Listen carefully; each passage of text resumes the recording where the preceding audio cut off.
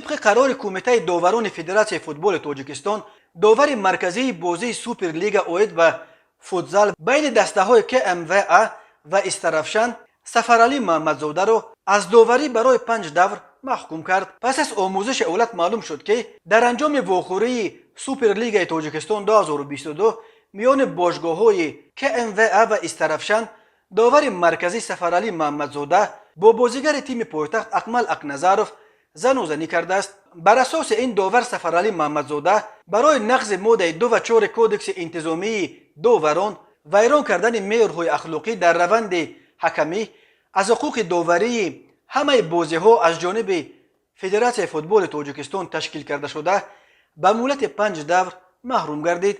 علاوه بر این در جلسه کمیته داوران فوتبال فدراسیون تاجیکستان شکایت باشگاه فوتبال ختلان در مورد داوری در بازی دور 13 چمپیونات تاجیکستان 2022 با تیم استقلال بررسی شد.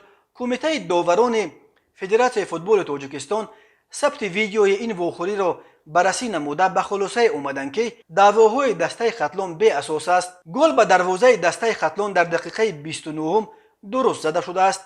علاوه بر این در دقیقه 9 داور مرکزی عبدالله دولتوف اشتباها بازیگر تیم ختلان ژان گاتین را از میدان بیرون نکرده است. اوید به دیگر نقطه های مراجعت به دسته ختلان از جانب کمیته داوران فدراسیون فوتبال تاجیکستان پاسخ رسمی روان کرده می شود.